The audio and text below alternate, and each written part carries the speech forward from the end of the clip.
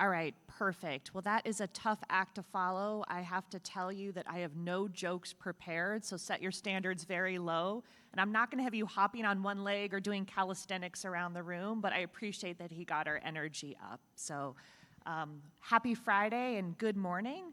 So I'm going to take you through our journey at Genentech in terms of preparing our workforce for the future and give you some examples of what we've been doing on our journey. You may be in a different place, but I'm hoping that you'll be able to glean some nuggets from our lessons learned. Okay. All right, so first, I think it's important, like, who am I? We are so much more than the people that we are at our jobs. And what you'll see, what you will see here is I love to spend my weekends outdoors. My Monday through Friday are indoors, in the office, or in my office at home. And so traveling and exercising and really getting out with family and friends is my happy place. You'll see up there at the top, my mom retired last year, and so we surprised her with a trip to Italy, which was really on her bucket list, which was just such a special memory to be able to spend that with my mom. But you'll see here my personal life. Well, we also know our professional life is a big part of who we are as well. And so for me, I have always been fascinated by human dynamics, the psychology, kind of how people think, how they tick, and how all of that plays out into the workplace. And so for me, I'm probably one of the few people that went to school and I'm doing exactly what I went to school for 25 plus years later, not to date myself. But really, I have been fortunate. I spent about 11 years in the gas and electric industry, always in an HR business partner type capacity, which really feels like my sweet spot. And then have been very fortunate the last 11 years to spend at Genentech, which I'll talk a little bit more about.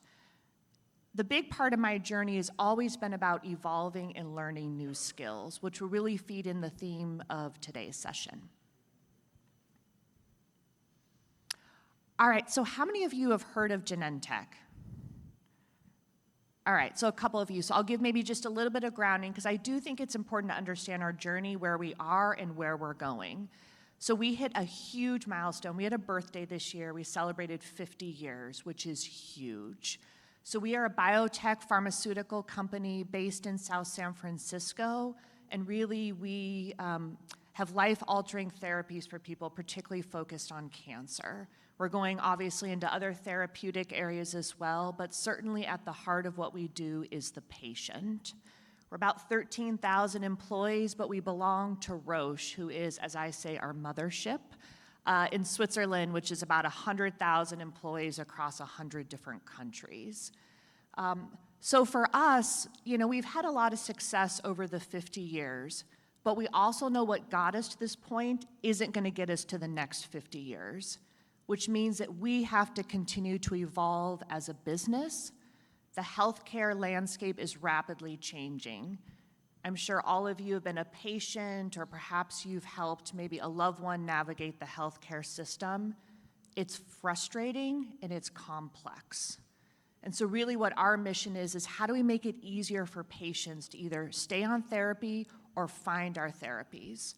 Or with AI, how do we find the invisible patient that is out there needing help and treatment, but yet we have not been able to locate them?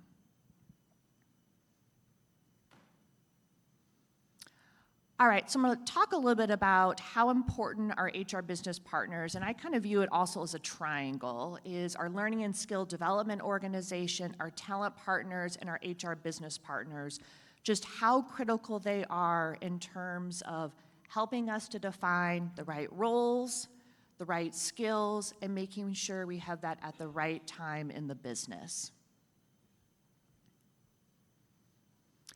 So here's just some of the headwinds that we've been facing in our industry.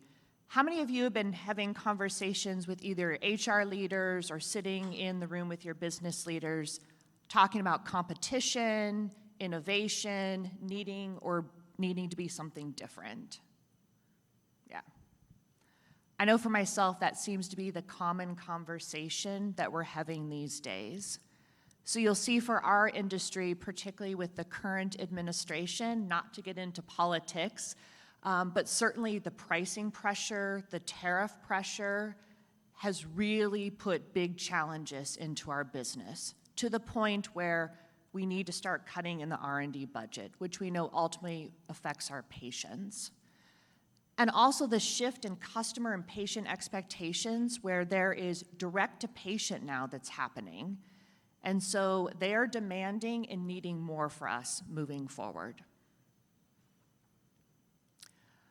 All right, so I'm going to talk a little bit about a few examples kind of sprinkled in as I talk about strategic workforce planning. One of the things that we are focused on is really upskilling.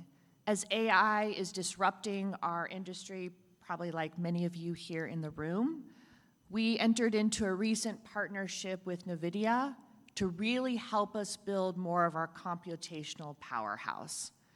Well, that sounds great. You can have great technology, but if you don't have people who know how to operate the technology, how do you get the best insights out of that? And that's really where our business partners and our talent partners and our learning and skill development come into the picture to say, all right, what is this technology going to do for us now and in the future? And what are those skills that we need to start building either internally or we need to go buy them within the marketplace?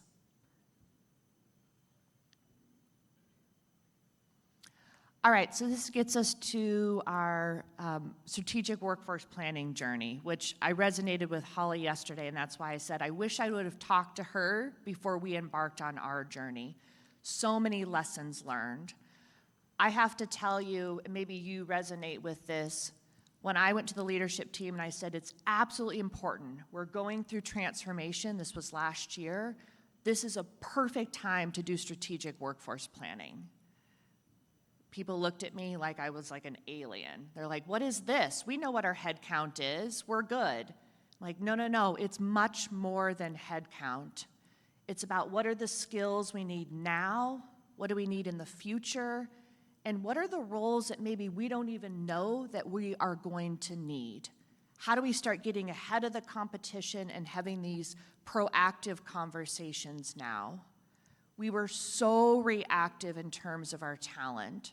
Somebody would leave, we're like, yep, all right, let's fill this job, with no thought about where the business was aspiring to go 2 to 5 years from now.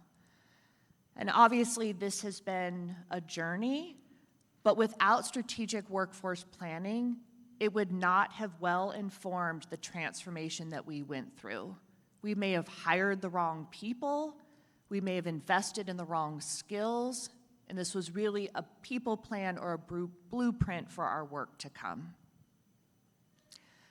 Obviously, this also identified gaps. We certainly are not perfect, but it helped us to put in place a strategy to know where those gaps were and what we needed to do to mitigate them. All right, so as I was preparing for this presentation, I always like to throw in a few stats, which are probably not surprising to many of you here in the room. But by 2030, skills that employers are going to need are going to change by 50%. That's huge, the impacts that it's going to have on the workforce. It's going to look and feel very different. And then when you have good old AI layered on top of it, how much more that accelerates by 68%. It's almost like we just don't know what we don't know, but we know something big is going to be happening. And then lastly, 91% of learning and development professionals say that continuous learning is more important than ever.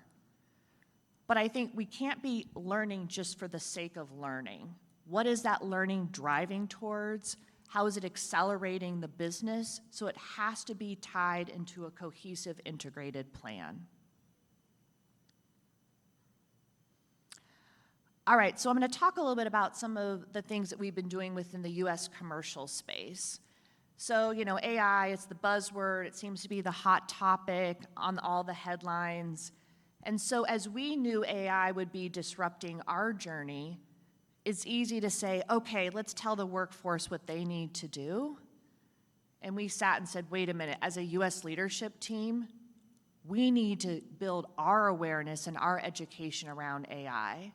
And so we took 3 months last year, traveled around to various sites across the United States. We visited Amazon, Accenture, other places to really understand how AI would disrupt our industry, our workforce, but also the possibilities from a customer and patient standpoint, how their experience could be transformed by data and analytics.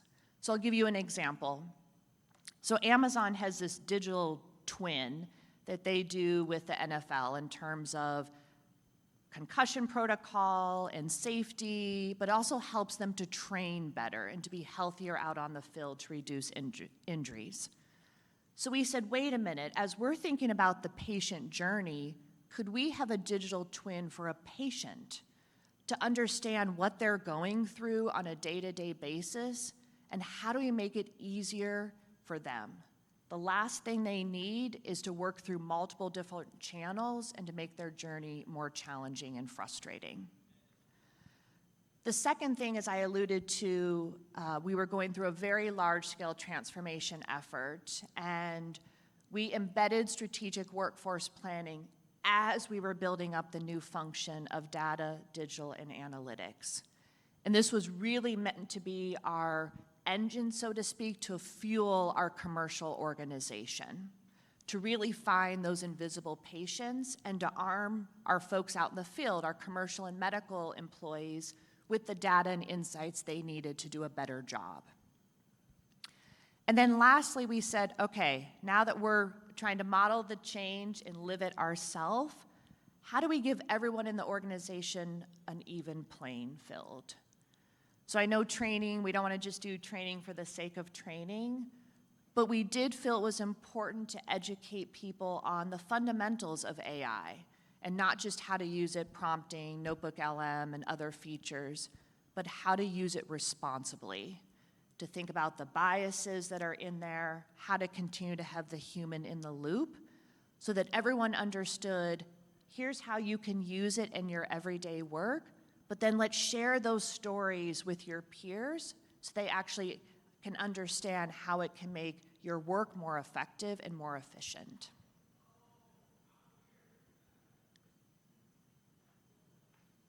All right, so I'm going to give you a couple of examples of how we have embedded kind of this AI chat, as I say, kind of coach, thought partner into some of our workflows. Morgan and Mandy, I know you mentioned yesterday kind of the feedback companion. That's something that we've been experimenting with as well for our people leaders, is at mid-year and year-end or throughout the year, how do they distill down all that performance feedback? But then how can they use this chat companion to help them maybe prepare for a performance conversation and not waiting for an HR business partner to set up a meeting, so to speak, but they have something right there at their fingertips. And that's Maya. We gave her a name. And then Iris, I'll introduce you, is around individual coaching, and that is available to everyone in the organization. So whether you want to develop or you want to have a conversation with your leader, it's someone that can help you through prompts, kind of distill down where you want to focus. So it's a bit of a coach right at your fingertips, right alongside you when you need it. And then the third thing that we have just started as part of our succession and talent management practices for our global executives is, as they go through that, it can be really tough. How do I assess? How do I identify potential? And so again, some prompts and thought partnership around how to do that so they feel prepared as they're going into senior leadership conversations, that they've had a bit of a buddy to help them through the process as well. So these are kind of 3 companions that we've been experimenting with. We don't have the data yet back in terms of the actual impact, but I would say so far the feedback has been very positive. And it's also freed up some of our business partners and other HR professionals to be doing other strategic work as well, and arming employees and leaders with the information right at their fingertips. All right, so yesterday we talked a lot about how do we unlock that kind of middle level leadership, so to speak. And we know how important it is that our leaders really lead the way and that they role model. And so one of the things that we have been doing as part of our leadership summits that we have is giving our leaders an opportunity to showcase how they're using AI day to day, the insights, the impact, and that learning is really powerful in terms of sharing that so others can learn from those best practices.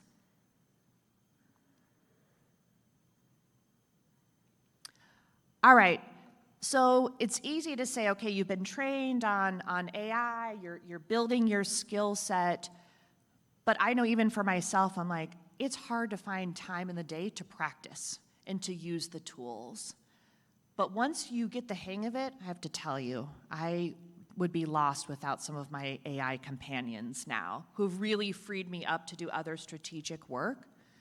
So we've created a couple different forums within Genentech where people can play in a very kind of risk-free, casual type environment where you can get together with peers. It's either a TED Talk type environment or it's workshop related of let's go deep on Notebook LM. Here's how you can put together slides.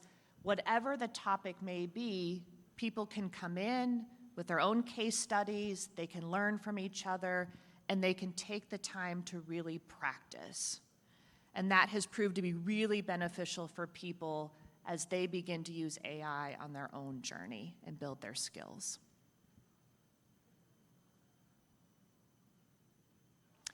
All right, so I've got just a few key takeaways. I think it's always like, what's the money side? You know, trying to summarize, we've been doing a lot of different things, and I think we're still trying to figure out where the impact is, but knowing we've got to continue to evolve as an organization, and with that, so does our workforce. And really adopting a proactive talent strategy. And so that means looking into the future. For us, it's 2 to 5 years, particularly as we're going into new therapeutic areas. Our patient journey is changing. And so really making sure we know what talent we need in the organization, and if we don't have it, what's our strategy to get it? That can be our competitive edge. Second, leaders have to model it. Those of us in HR or learning and talent can talk all night and day about it, but if our leaders aren't embracing it and leading the way, I think it falls pretty flat too. Plus, this is a skill everyone's gonna have to embrace, and so, as I say, no one's immune, depending on whatever level you might be. Make sure that you're involving your business partners, your learning colleagues, your talent partners. It really takes a community to get this off the ground and make it work. And as I say, I lead a group of HR business partners that it starts with us too. It's easy to tell our leaders you need to do something, but how are we practicing? How are we evolving? And what skills are we continuing to learn ourselves and invest? And then empower the people leaders to really own the journey. As I say, they're kind of the sandwich, so to speak. You know, they're getting it from the top level leadership and the employees. How can we empower them to also lead the way and ensure that they're imparting that knowledge to their employees, but they're also helping other leaders to learn and to lift them up in their journey as well. So I'd just like to say thank you, and if you have any questions, I'd be more than happy to take them, or any thoughts or reflections too. But thank you, everyone.